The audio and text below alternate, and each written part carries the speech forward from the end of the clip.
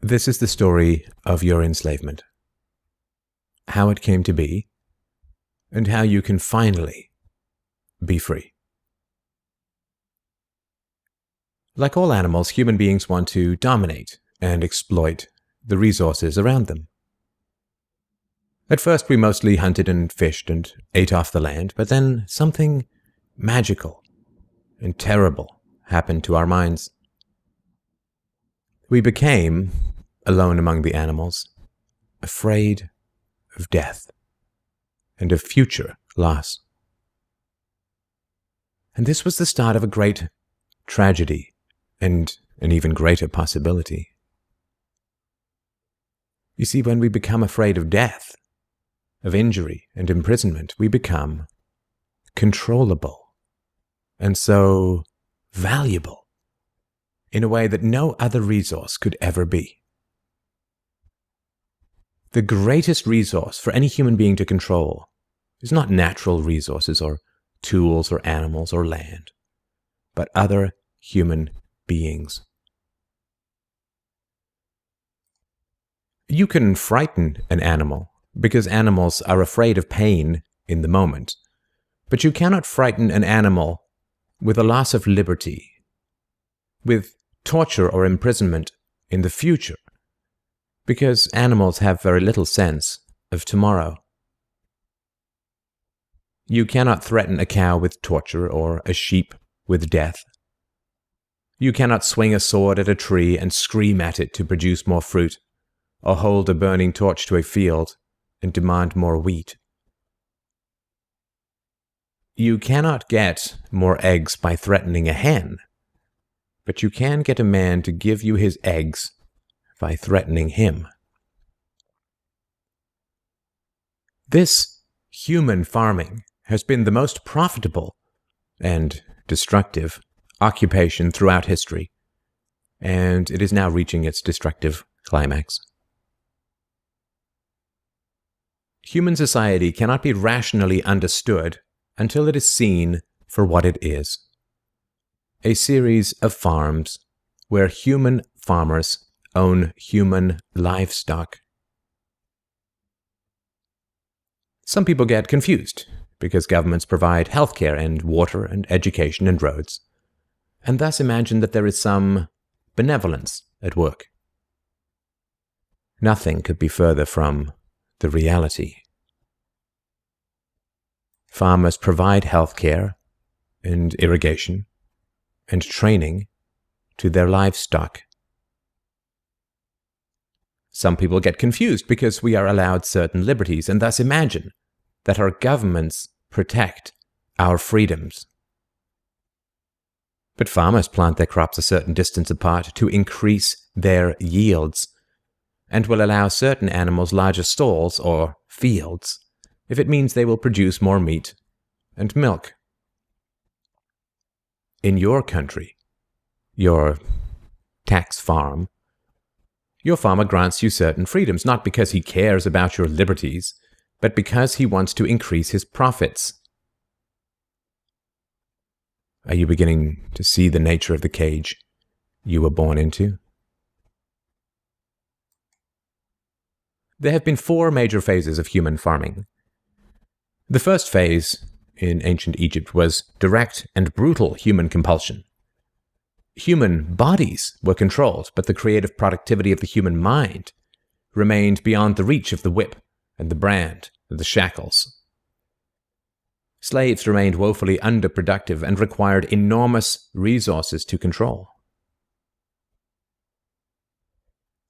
The second phase was the Roman model, wherein slaves were granted some capacity for freedom, ingenuity, and creativity, which raised their productivity. This increased the wealth of Rome, and thus the tax income of the Roman government, and with this additional wealth, Rome became an empire, destroying the economic freedoms that fed its power, and collapsed. I'm sure that this does not seem entirely unfamiliar. After the collapse of Rome, the feudal model introduced the concept of livestock ownership and taxation. Instead of being directly owned, peasants farmed land that they could retain as long as they paid off the local warlords. This model eventually broke down due to the continual subdivision of productive land and was destroyed during the enclosure movement when land was consolidated and hundreds of thousands of peasants were kicked off their ancestral lands because new farming techniques made larger farms more productive with fewer people. The increased productivity of the later Middle Ages created the excess food required for the expansion of towns and cities, which in turn gave rise to the modern democratic model of human ownership. As displaced peasants flooded into the cities, a huge stock of cheap human capital became available to the rising industrialists. And the ruling class of human farmers quickly realized that they could make more money by letting their livestock choose their own occupations. Under the democratic model, direct slave ownership has been replaced by the mafia model. The mafia rarely owns businesses directly, but rather sends thugs around once a month to steal from the business owners.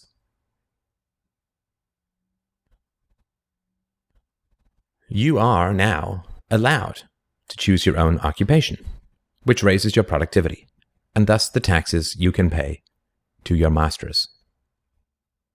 Value this time in your life, kids, because this is the time in your life when you still have your choices. And it goes by so fast. When you're a teenager, you think you can do anything, and you do. Your 20s are a blur. 30s, you raise your family, you make a little money, and you think to yourself, what happened to my 20s? 40s, you grow a little pot belly, you grow another chin. The music starts to get too loud. One of your old girlfriends from high school becomes a grandmother. 50s, you have a minor surgery. You'll call it a procedure, but it's a surgery. 60s, you'll have a major surgery. The music is still loud, but it doesn't matter because you can't hear it anyway. 70s, you and the wife retire to Fort Lauderdale. You start eating dinner at 2 o'clock in the afternoon. You have lunch around 10, breakfast the night before. Spend most of your time wandering around malls looking for the ultimate soft yogurt and muttering, how come the kids don't call? How come the kids don't call?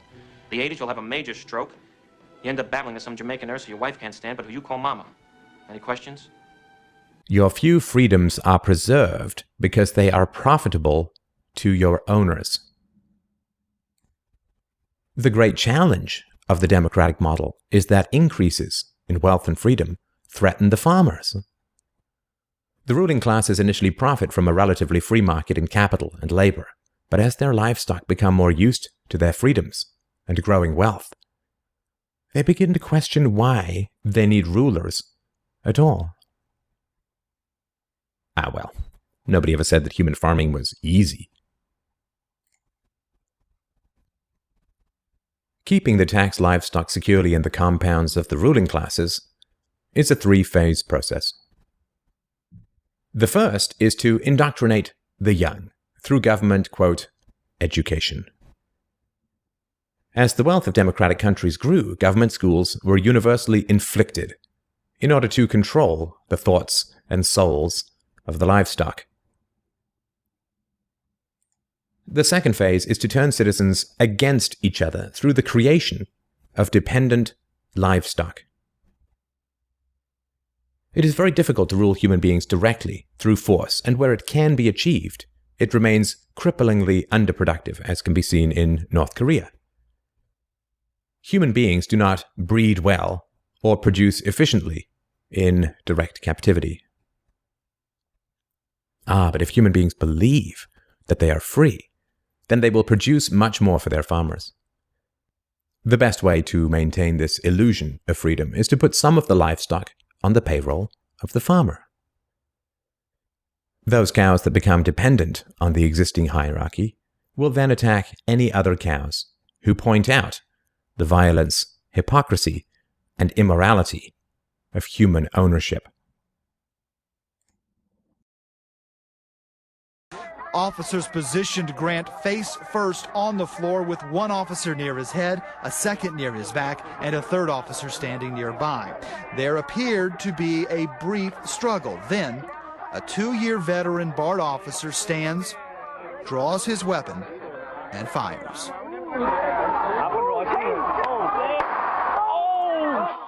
Freedom is slavery, and slavery is freedom.